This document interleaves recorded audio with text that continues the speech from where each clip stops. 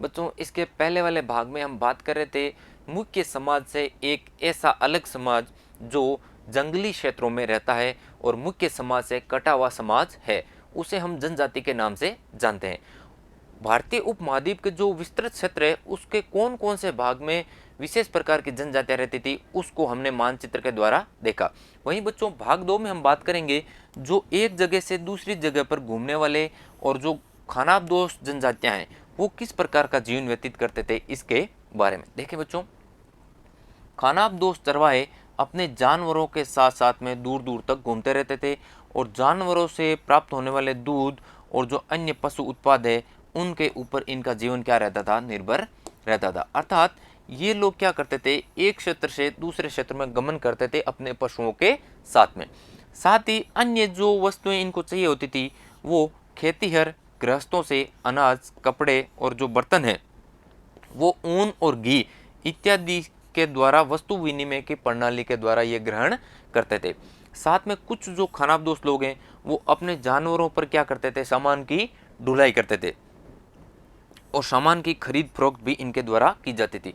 अर्थात एक क्षेत्र से ये क्या करते थे, सामान को खरीदते थे, उसको जानवरों के ऊपर ले जाकर दूसरे क्षेत्र में क्या कर देते थे, बेच देते थे। इससे जो मुनाफा होता था इनसे ये क्या करते थे, अपना जीवन व्यतीत करते थे। अब देखें एक खानाबदोश जनजाति है जिसका नाम है बंजारा। बंजारा लोग सबसे महत्वपूर्ण व्यापारी खानाबदोश थे। इनका काफिला क्या कहलाता था, टांडा कहलाता था। अर्थात इनका जो कारवां होता था या फिर इनके बात करें इसको समूह बोल सकते हैं, इनका जो समूह है वो क्या कहलाता था बच्चों, टांडा कहलाता था। टांडा से तात्पर्य है कि बंजारा लोगों का क्या है, समूह या फिर कारवां। अलाउद्दीन खिलजी जो दिल्ली सल्तनत के मुख्य शासक हैं इन बंजारों का उपयोग करते थे नगर के बाजारों तक अनाज की ढुलाई के लिए। अर्थात नगर में जो बाजार है वहां पर अनाज की ढुलाई करने के लिए इन बंजारों का उपयोग किया जाता था दिल्ली सल्तनत के जो शासक हैं अलाउद्दीन खिलजी इनके द्वारा। जहांगीर के संस्मरणों के अनुसार बंजारे विभिन्न इलाकों से अपने बैलों पर अनाज को ले जाकर क्या बेचते थे, शहरों में बेचते थे। सैन्य अभियान के दौरान भी मुगल सेना के लिए जो खाद्यान्नों की ढुलाई होती थी वो ही इन बंजारों के द्वारा की जाती थी। तो इस प्रकार देखते हैं कि जो बंजारा लोग हैं इनके द्वारा कौन कौन सी क्रियाएं किस किस शासक के समय में भी की जाती थी। अब बात करें ये जो बंजारा लोग हैं बच्चों इनके बारे में देखें कि 17वीं सदी के आरंभ में भारत आने वाला है एक अंग्रेज व्यापारी, उसका नाम है पीटर मंडी। उसने बंजारों के बारे में वर्णन किया है। देखें, सुबह हमारी मुलाकात बंजारों की एक टांडा से हुई। टांडा से तात्पर्य है कि बंजारों का एक बड़ा समूह, उससे इनकी क्या हो रही है, मुलाकात हो रही है। और इसमें क्या थे, लगभग 14,000 इनके पास में बैल थे बंजारों के पास में। सारे पशु गेहूं और चावल जैसे अनाजों से क्या है, लदे हुए। अर्थात ये क्या है, एक स्थान से दूसरे स्थान पर क्या कर रहे हैं, इन सामानों को लेके जाते थे। ये बंजारे लोग अपनी पूरी घर गृहस्थी अर्थात बीवी बच्चे अपने साथ में ही लेकर चलते थे। इनका पूरा परिवार बच्चों साथ में ही रहता था। इनके एक टांडा में कई परिवार होते थे। उनका जीने का तरीका उन भारवाहकों से मिलता जुलता है जो लगातार एक जगह से दूसरी जगह जाते रहते थे। अर्थात इनके जीवन जीने का तरीका था एक जगह से दूसरी जगह पर, ये कहीं भी स्थायी रूप से निवास नहीं करते थे। पूरा परिवार इनका साथ में ही चलता था। गाय बैल इनके अपने होते थे और कई बार वे सौदागरों के द्वारा भाड़े पर भी नियुक्त किए जाते थे। लेकिन ज्यादातर की बात करें तो वो क्या है, खुद ये बंजारे लोग सौदागर ही होते थे। अनाज जहां पर बच्चों सस्ता उपलब्ध होता था वहां से ये क्या करते, अनाज को खरीदते और उस जगह पर लेके जाते जहां पर अनाज का भाव क्या है, अधिक है, या फिर अनाज क्या है वहां पे महंगा है। महंगे क्षेत्र में ले जाकर अनाज को इनके द्वारा बेचा जाता और वहां से वे ऐसी चीजें लाद लेते थे जो किसी अन्य जगह पर क्या देगी, इनको मुनाफा देगी। टांडा में 6 से 700 लोग होते थे। अर्थात एक टांडा में इस उद्धरण के द्वारा कितने लोग होते थे, 600 से 700 लोग एक साथ में क्या करते थे, एक जगह से दूसरी जगह की यात्रा करते थे। वे एक दिन में 6 या फिर 7 मील से ज़्यादा सफ़र नहीं करते थे और यहाँ तक कि ठंडे मौसम में भी इनके द्वारा इतना ही सफ़र किया जाता था। अपने गाय बैलों पर से सामान उतारने के बाद वे उन्हें चरने के लिए खुला छोड़ देते थे क्योंकि यहाँ पर ज़मीन क्या थी, पर्याप्त है और उन्हें रोकने वाला कोई भी नहीं है।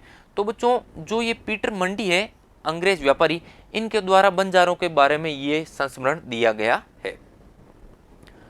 कई पशुचारी जनजातियां मवेशी और घोड़ों जैसे जानवरों को बेचने का काम भी करती थी। छोटे मोटे फेरी वालों की विभिन्न जातियां भी एक गांव से दूसरे गांव में भ्रमण करती थी। अर्थात ये जो विभिन्न प्रकार की जातियां हैं, ये एक स्थान से दूसरे स्थान पर भ्रमण कर रही है और इनके द्वारा अलग अलग सामान एक स्थान से दूसरे स्थान पर पहुंचाया जाता। अब इनके द्वारा जो उत्पादक क्रिया है वो भी की जा रही है। रस्सी है, सरकंडे से बनी जो चीजें हैं, फूस की चटाई है, मोटे बोरे है, ये क्या करते थे, इनको बनाकर एक क्षेत्र से दूसरे क्षेत्र में बेचते थे। नर्तकों, गायकों और अन्य तमाशबीन जो जातियों के द्वारा कमाई के लिए विभिन्न नगरों और गांवों में अपनी कला का प्रदर्शन भी किया जाता था। ये लोग अपनी कलाकारी के द्वारा भी जीवन व्यतीत करते थे, नर्तक, गायक और तमाशबीन जातियों के द्वारा। कहाँ से मगरमच्छ है बच्चों, जो कुटिया कोंड जनजाति है उड़ीसा की, उसके द्वारा इसका निर्माण किया गया है, जो आप डायग्राम में देख रहे हैं। बदलता समाज और नई जातियां और नई नई श्रेणियां।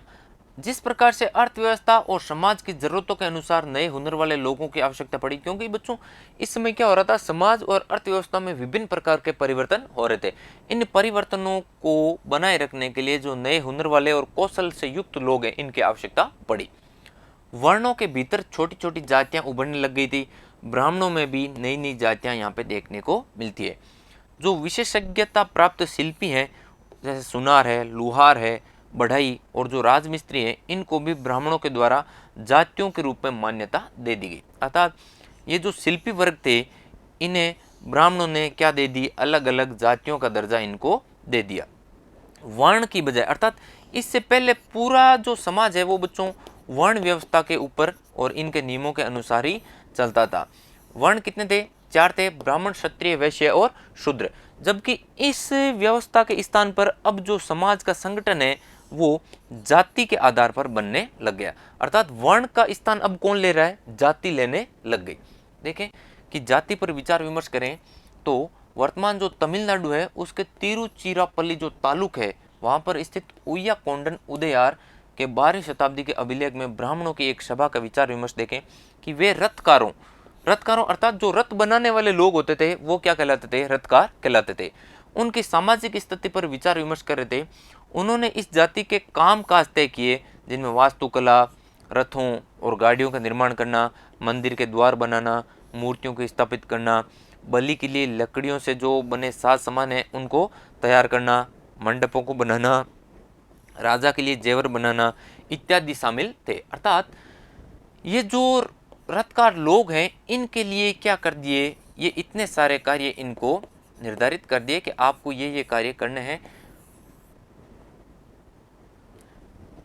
11वीं और 12वीं सदी तक आते आते क्षत्रियों के बीच नए राजपूत गोत्रों की ताकत में भी क्या हो गई, काफी वृद्धि हो गई। ये हूण, चंदेल और अन्य वंश परंपराओं से आते थे। अर्थात यहाँ पे जो क्षत्रिय लोग हैं, ये क्षत्रिय लोग यहाँ पे विभिन्न गोत्रों के माध्यम से क्या है, जातियों का दर्जा ले रहे हैं। इनमें से कुछ पहले क्या थे, जनजाति में आते थे और बाद में कई कुल राजपूत मान लिए गए। धीरे धीरे उन्होंने कृषि वाले क्षेत्रों पर जो पुराने शासक हैं उनकी जगह ले ली। अर्थात ये धीरे धीरे जमींदारी व्यवस्था के अंतर्गत आ गए। शासकों के रूप में राजपूत गोत्रों के उदय के उदाहरण का जनजातीय लोगों ने क्या किया, अनुसरण किया। अर्थात जो राजपूत गोत्र के लोग हैं ये शासक बन गए, तो जनजातीय लोगों ने भी इनका क्या किया, अनुसरण किया और धीरे धीरे इन समाजों में क्या आया, परिवर्तन आया। धीरे धीरे ब्राह्मणों के समर्थन से कई जनजातियां जाति व्यवस्था का हिस्सा बन गई और इनमें से केवल जो प्रमुख जनजातीय परिवार ही क्या है, शासक वर्ग में शामिल हो पाए। सभी परिवार शासक वर्ग में शामिल नहीं हो पाए और जो योद्धा प्रवृत्ति के थे और ब्राह्मणों ने उनको मान्यता भी दे दी, वो क्या है, शासक परिवारों में शामिल हो गए। वहीं अधिकांश जो आबादी है वो समाज की छोटी जातियों की जगह ही बना पाई थी। बात करें पंजाब क्षेत्र की, सिंध और जो उत्तरी पश्चिम वाला भाग है, तो उसकी प्रभुत्वशाली जनजातियों ने काफी समय पहले ही इस्लाम धर्म को स्वीकार कर लिया था। अर्थात इनका पहले दूसरा धर्म होता था, अपनी संस्कृति होती थी, उसको छोड़कर इनके द्वारा काफी समय पूर्व में ही इस्लाम धर्म को स्वीकार कर लिया, क्योंकि इस क्षेत्र में इस धर्म का प्रभाव अधिक था। इनके द्वारा जाति व्यवस्था को नकार दिया गया। सनातनी जो हिंदू धर्म है उसके द्वारा प्रस्तावित गैर बराबरी वाली जो सामाजिक व्यवस्था है इस क्षेत्र में बड़े पैमाने पर क्या की गई, अस्वीकार की गई। अर्थात जो हिंदू धर्म है उसका भी यहाँ पर क्या हो रहा है, विरोध हो रहा है। राज्यों की उत्पत्ति जनजातीय लोगों के बीच हुए सामाजिक बदलावों से गहराई से संबंधित है। अर्थात जो विभिन्न राज्य हैं उनकी उत्पत्ति की बात करें तो वो इन जो जनजातीय लोग हैं इनके बीच में जो सामाजिक बदलाव आए हैं उन्हीं से राज्यों की उत्पत्ति का संबंध जुड़ा हुआ है। तो बच्चों इस भाग में हम यहीं तक बात करेंगे और इसके अगले भाग में मैं आपसे बात करूंगा गोंड और जो अहोम जनजाति है जो भारतीय उपमहाद्वीप के उत्तरी और पूर्वी क्षेत्र में रहती है उसके बारे में। तब तक के लिए धन्यवाद।